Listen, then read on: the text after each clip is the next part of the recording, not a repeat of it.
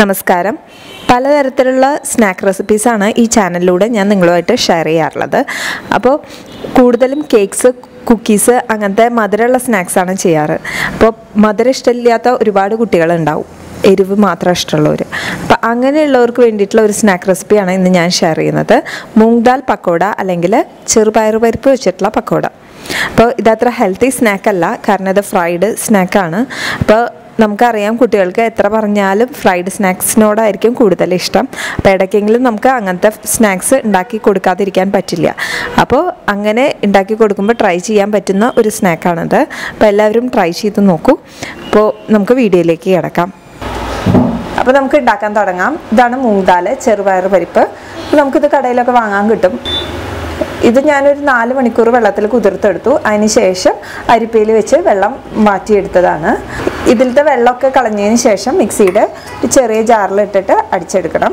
ഞാനിത് 1 കപ്പാണ് എടുത്തിരിക്കുന്നത്. ഇപ്പോൾ 1 കപ്പ് എന്ന് പറഞ്ഞാൽ ഇങ്ങനത്തെ മെഷറിംഗ് കപ്പ് തന്നെ വേണമെന്നില്ല. നിങ്ങൾക്ക് ഗ്ലാസ്സോ അങ്ങനെ ഏതെങ്കിലും ഒരു പാത്രത്തിൽ നിങ്ങളുടെ ഇഷ്ടത്തിനുള്ള അളവ് എടുക്കാം. എനിക്ക് സൗകര്യത്തിന് മെഷറിംഗ് കപ്പിൽ എടുത്തു എന്നേ ഉള്ളൂ. ഇനി ഇതിൽ ഞാൻ വെള്ളമൊന്നും ചേർക്കാണ്ട് ഒന്ന് അരച്ചെടുക്കുകയാണ്. ഇതിപ്പോൾ ഞാൻ നന്നായിട്ട് അരച്ചെടുത്തിട്ടുണ്ട്. വെള്ളമൊന്നും ചേർക്കാണ്ട് വേണം നമ്മൾ അരച്ചെടുക്കാൻ. കൺസിസ്റ്റൻസി ആയിട്ട് കിട്ടും നമുക്ക് അരച്ചെടുക്കുമ്പോൾ. ഇത് ചേർത്ത് കൊടുക്കാം. നന്നായി അരച്ച് പേസ്റ്റ് പോലെയൊക്കെ എടുത്തിട്ടില്ല. കുറച്ച് ഇതിൻ്റെ ഇടയിൽ മൂങ് ദാൽ കിടക്കുന്നുണ്ട്.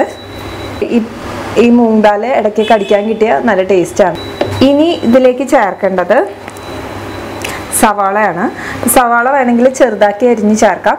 ഞാനിത് നീളത്തിൽ തന്നെയാണ് അരിഞ്ഞ് ചേർക്കുന്നത്. ഇതിപ്പോൾ 1.5 സവാള എടുത്തിട്ടുണ്ട്.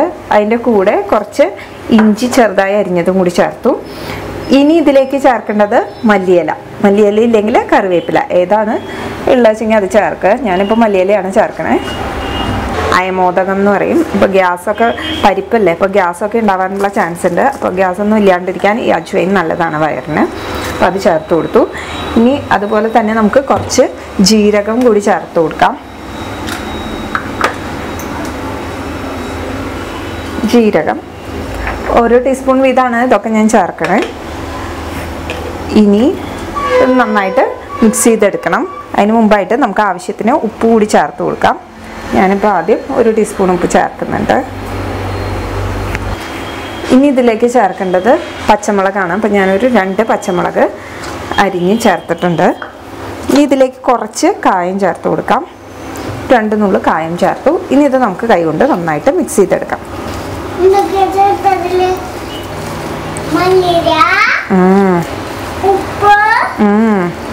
ഇത് നന്നായി മിക്സ് ചെയ്തെടുത്തിട്ടുണ്ട്. അപ്പോൾ നമുക്ക് കൈ കൊണ്ട് കുറച്ചെടുത്ത് ഒന്ന് ടേസ്റ്റ് നോക്കാം, ഉപ്പിനും കുറവുണ്ടോ എന്നുള്ളത്.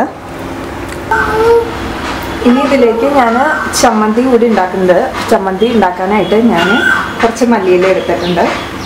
മല്ലിയില ഇഷ്ടമുണ്ടെങ്കിൽ ചേർക്കാൻ മതി കേട്ടോ. ടേസ്റ്റ് ഇഷ്ടമായതുകൊണ്ട് ഞാൻ ചേർക്കുന്നതാണ്. ഇല്ലെങ്കിൽ വേണമെങ്കിൽ കുറച്ച് കറിവേപ്പില ചേർത്താൽ മതി.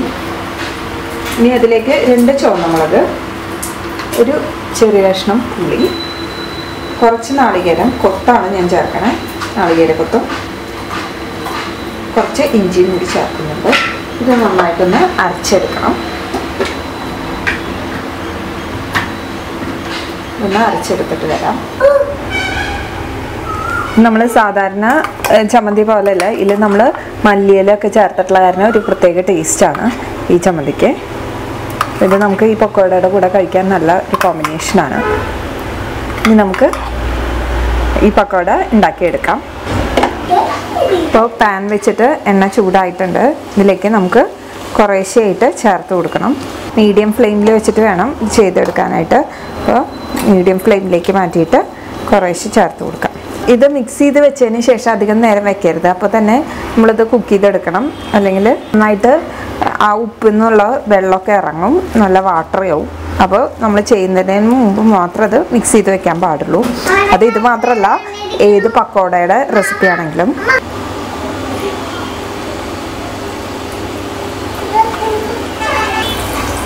നമുക്കതൊക്കെ ചേർത്ത് കൊടുക്കാം.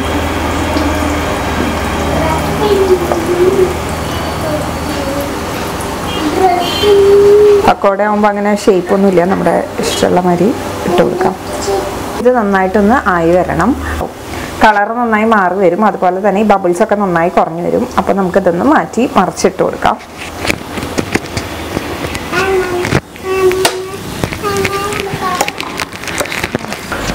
ഇതിപ്പോൾ നന്നായിട്ട് ആയിട്ടുണ്ട്. ഇനി ഇത് നമുക്ക് പാത്രത്തിലേക്ക് മാറ്റാം. അപ്പോൾ ഒരു ടിഷ്യൂ പേപ്പറിലേക്ക് ഇട്ട് കൊടുക്കണത്.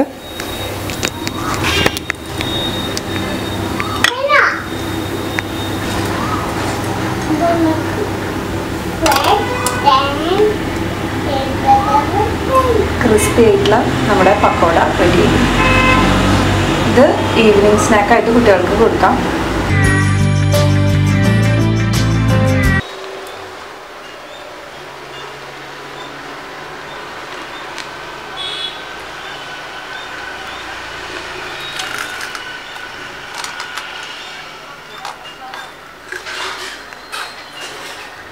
അപ്പോൾ വീഡിയോ കണ്ട് ഇഷ്ടപ്പെടുകയാണെങ്കിൽ നിങ്ങളുടെ ഫ്രണ്ട്സിനും ഒന്ന് ഇത് ഷെയർ ചെയ്ത് കൊടുക്കൂ.